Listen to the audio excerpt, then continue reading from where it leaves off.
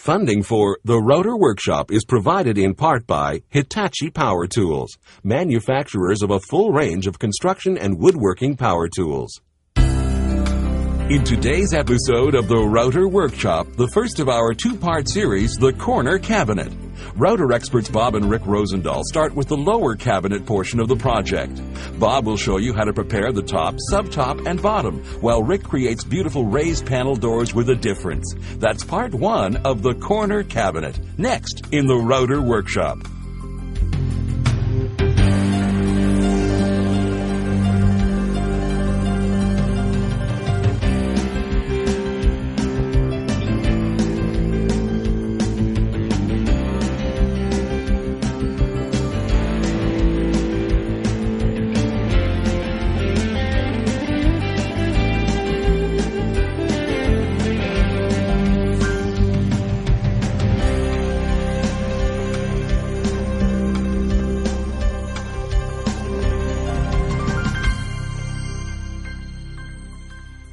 Welcome to the Router Workshop. And what's on today, Dad? Corner cabinet, Rick. And we've got this, fits right into any corner in any house, and it is a part one of a part two because we've got a top section. Yeah, we've got a top section. Great. I'd like to talk about the top just a second, just the way we've got the boards glued up. One thing that happens, sometimes you end up with end grain and it doesn't show as good as the flat or the edge grain. So that's what we've done in here. We put the boards and then we step them back. You save a little material that way also. Perfect. And then in the corner, I got 2x2 corners, but we put a nice little bead on it, and that's what I'd like to show how to do that one. And I've got the casework and the doors, and on my doors here, all we used is a tongue and groove. Very simple and plywood panel. The other thing we put on here is we've got a cove mold, and we've got a really tricky way to make sure that the coves all match every time. Perfect. And you know what? I've got all my material already set up and run. I'm going to do the casework and the doors, and you're going to do the tops. All right. Our first operation of the day is to finish the case good on our corner cabinet. To start with, I'll get my safety equipment on here. And let's look at our setup that I have here to start with.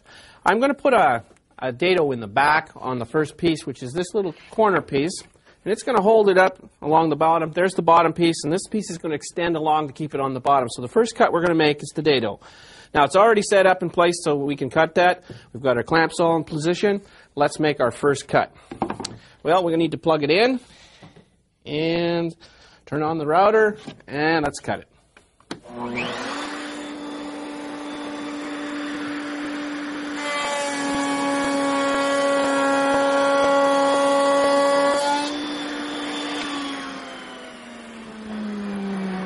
Now, if you notice on this piece here, I've got the bad part of the material showing outward. And the reason for that is it's going up against the wall, so all the good piece of the material, which is on the inside, is what we want to show. Our next cut that we want to set up is going to be the rabbets, and there's 5 of those to be made. One on the top, on the long piece, and the 4 side pieces are going to need the same. So to start with that, what we need to do is move the fence over so that it's right tight to the piece, and since we're making a setup, let's make sure we unplug it again. We'll put the clamp down and lock it into place on the one side, and then what we're going to do is just move the cutter to its most outward edge and just touch the edges. And that's going to give us our rabbets for the top so it matches the thickness of the material. All right, we'll start with a smaller piece, and let's put the rabbets on.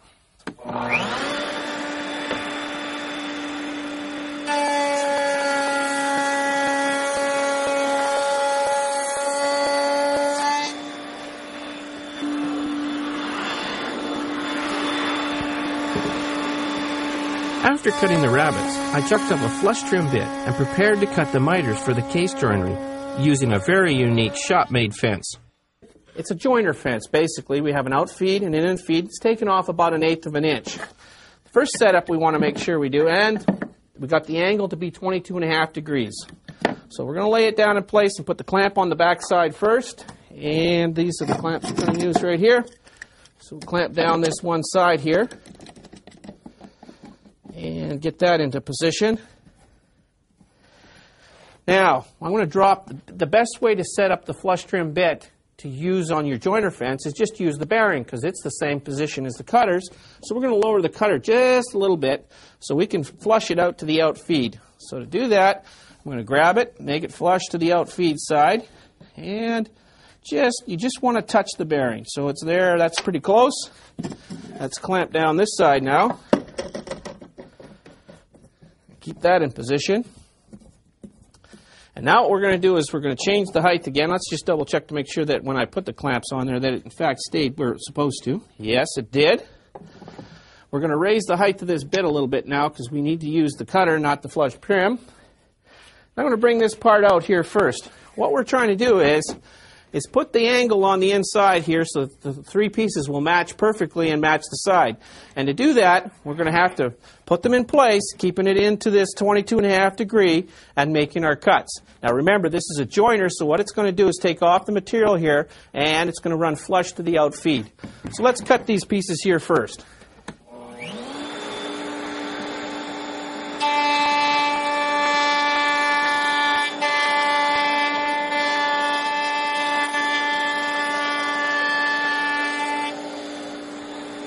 I finished the 22-degree angles, then cut the quarter-inch slots in the rails and stiles. Now I'm cutting the 3/8 rabbets we used to tie the door frames together.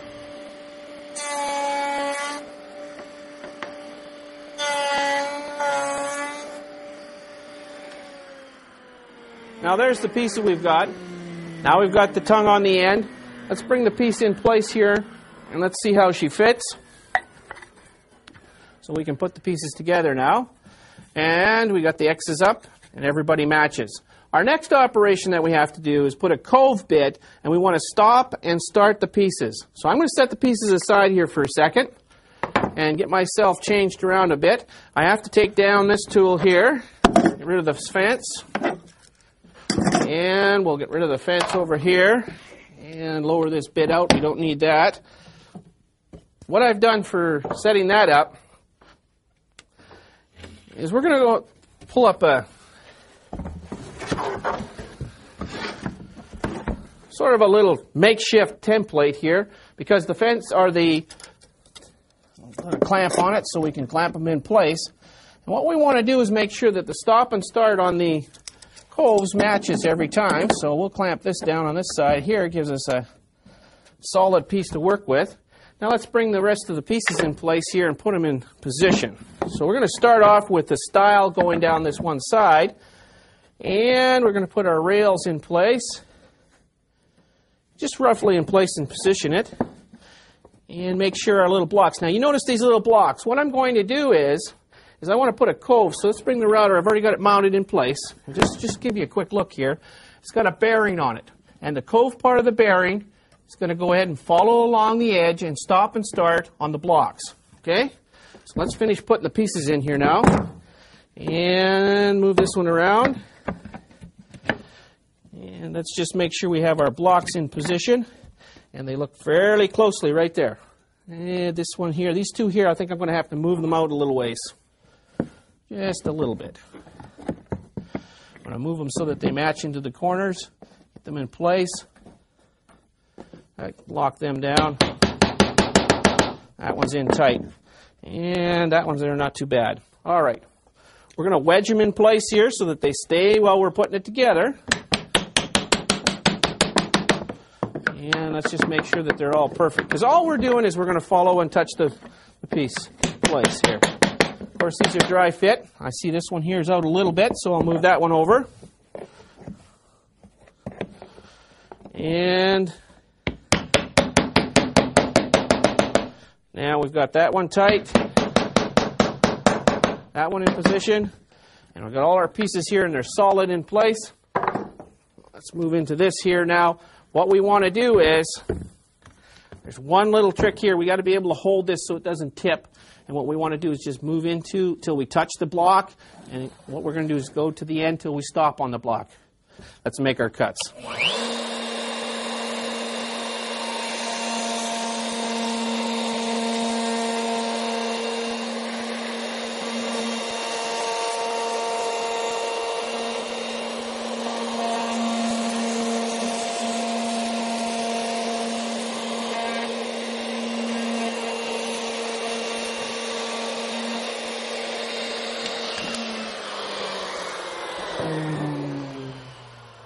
And that's a quick way to make your coves so that they match on all four corners. First off, the job we're going to do here is we're going to cut a slot in the edge of these pieces, and a slot in the edge of this bottom and sub-top piece. And this is kind of a plywood with a strand board in it. We're just going to put a 1/4-inch slot in here, and then we'll put a spline in and fasten those two together. So the first thing I had to do was set up a spline cutter here, and it's a slot cutter.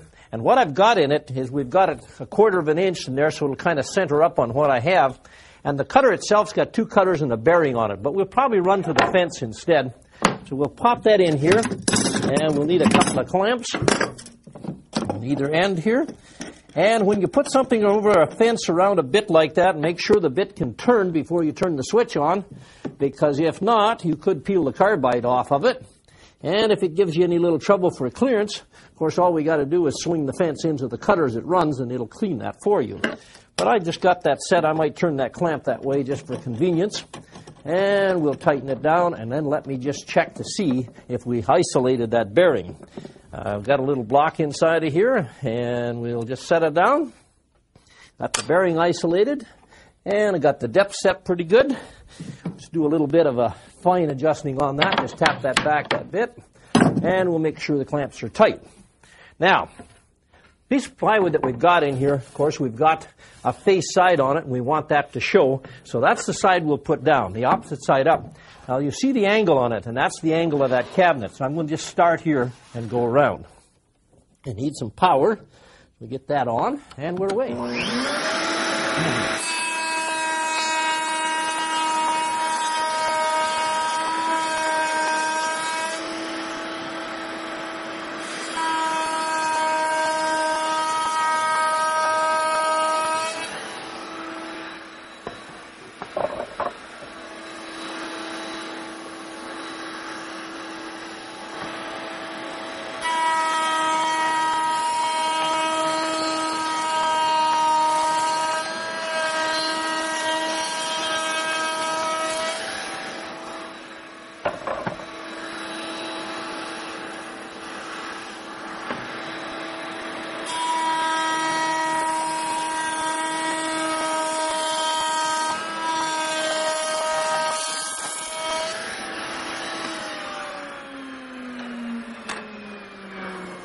What I've done is cut some 1/4-inch plywood up here, which makes a really good spline.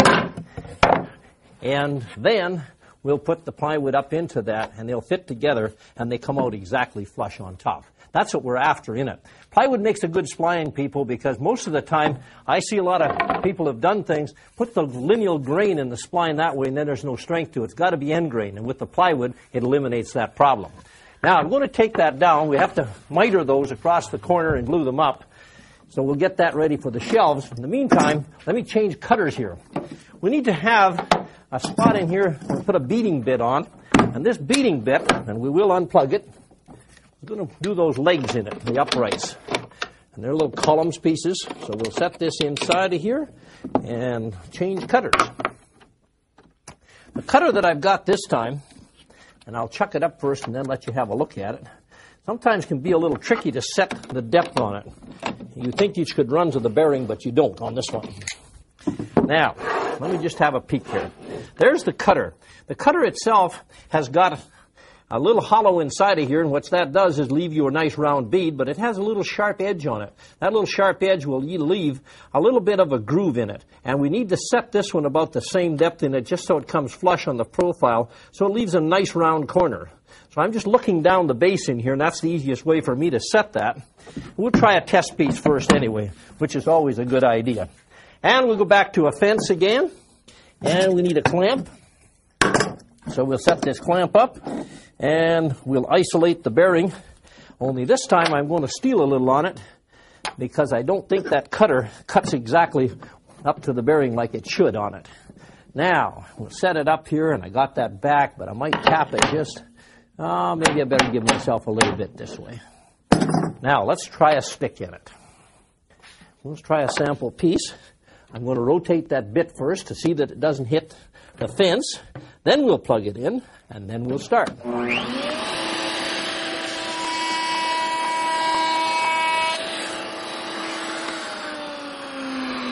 Now, what you want to do when you set that bit up is that you get this nice round bead perfectly. If you're too deep on it, it's going to be very shallow. If you're hollow on it, out the other way, you'll have a flat spot, and you don't want that.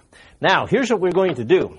We've got 3 of these columns to do, and we're going to put a bead down on each side of each one of them. One becomes the center, and one on each side. So let's run those.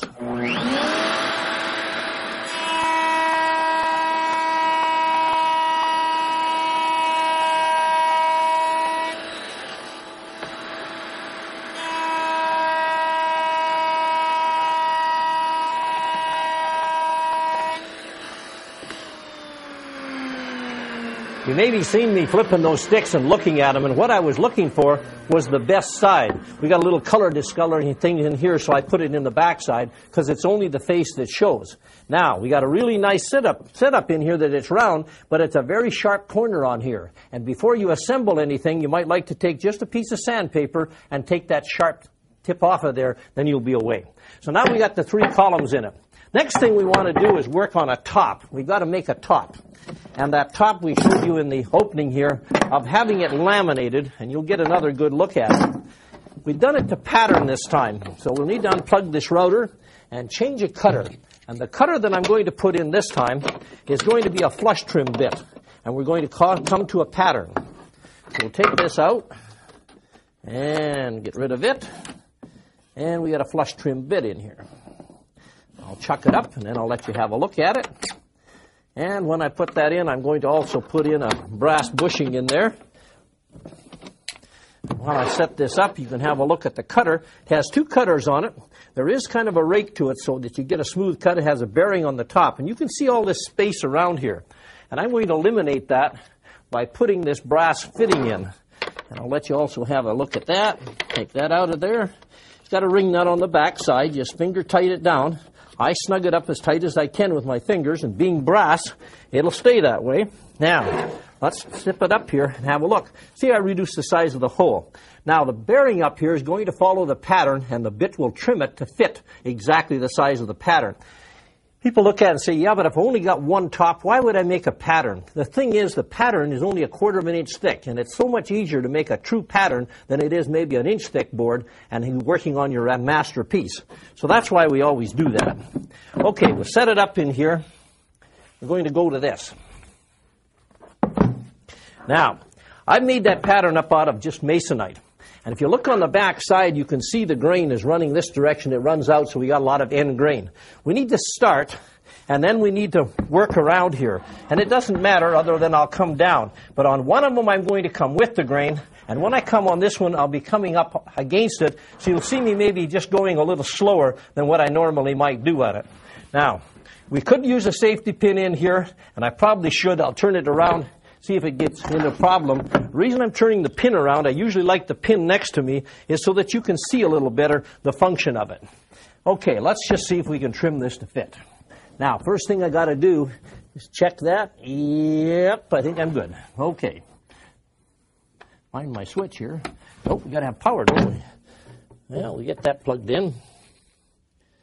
Everybody gives me a bad time about plugging my router in all the time and said I should have off switches and things, but my fingers are important.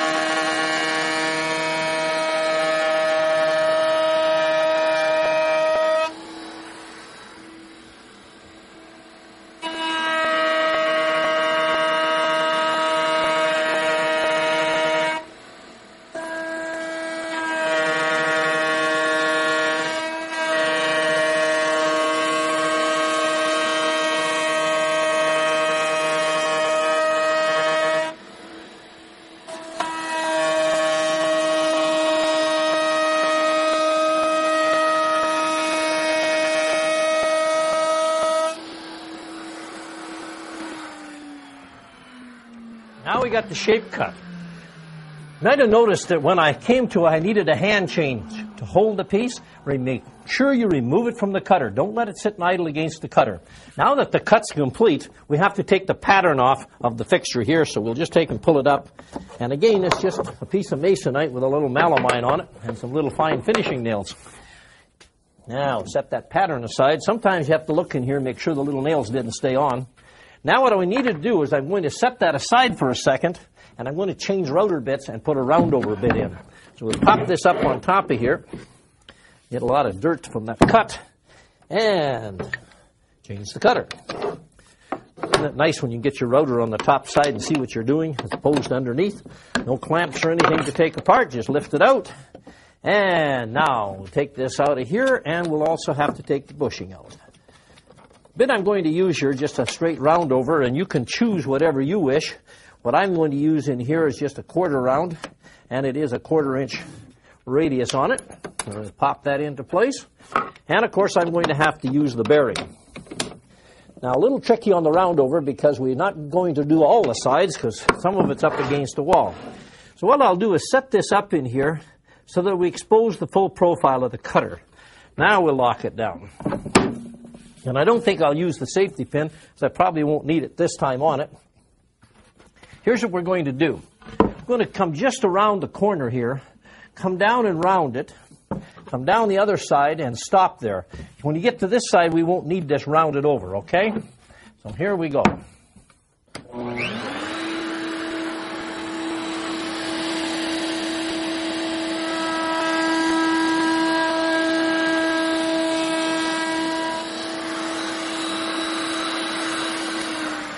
I'm going to stop and just let you have a look what I'm doing on the top side here.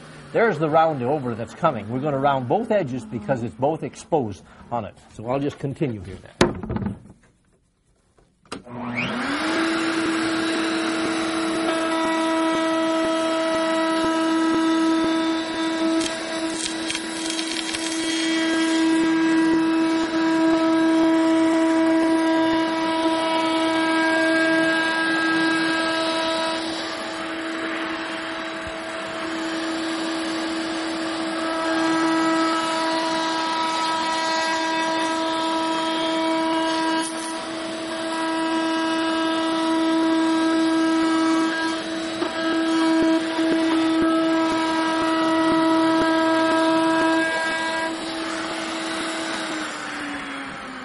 Now, have a look at the exposed edge there. What I did was return it. That's about where the wall will start on it, so we got a nice clean thing. Now is the time that you need to sand and clean this up here and any little hand sanding that you might like to do on the edge. Now it's time for tips from the workshop, viewer mail, and tricks of the trade on rotor bits, tips, and wood chips. Mounting the legs to our corner cabinet. Well, we've got the column going up on top of the bottom piece, and then the leg has to mount underneath in position here.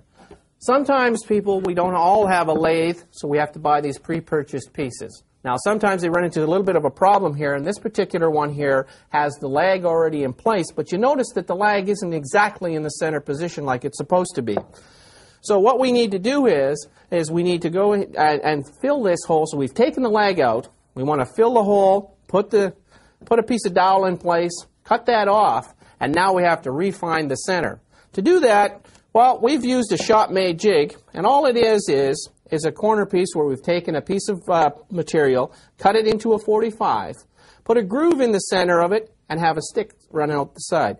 Now when we put our pieces on in place, all we need to do is mark your one position, move it around, mark a second one, and as you move it around for the third time, we'll give you your center reference that you require so you have it exactly in the dead center. Now you drill your hole, reposition your lag bolt, and you can mount your pieces in dead center.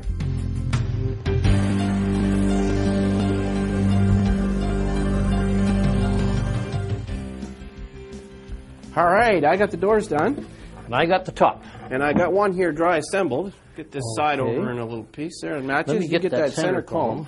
And it fits in there. And all we have left here is to trim this door and put the hinges on it, and we're finished. And there's the little hinge jig we'll use to notch out for the hinges. All right. Be sure to join Dad and I right here next time in the Работа Workshop. We'd like to hear from you. You can email us at the address on your screen. Send your comments, questions, or project ideas to the Router Workshop, Post Office Box 608, Chamberlain, South Dakota 57325. Or in Canada, the Router Workshop, Post Office Box 280, Ely, Manitoba ROH-OHO. To learn more about the Router Workshop, visit us at the internet address on your screen. Next time in the Router Workshop, the second of our special two-part series, creating a one-of-a-kind two-piece corner cabinet. Sharing tricks of the trade, router experts Bob and Rick Rosendahl show you how to combine a portable router and a table-mounted router with a special shop-made fixture to create two matching side panels for the upper cabinet. The Corner Cabinet Part 2, next time in the Router Workshop.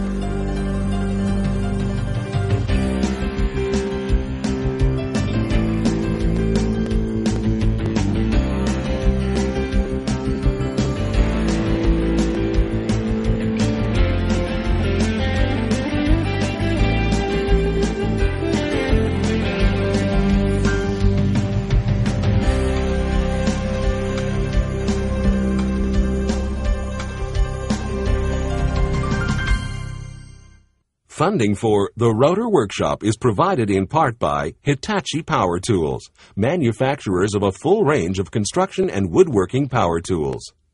You can now order router bits, tips, and wood chips, a 45-minute video featuring Bob and Rick Rosendahl's personally selected shop tips and router techniques. To order your copy of this home video for $19.95 plus $4.95 shipping and handling, have your credit card ready and call 1-800-803-1449.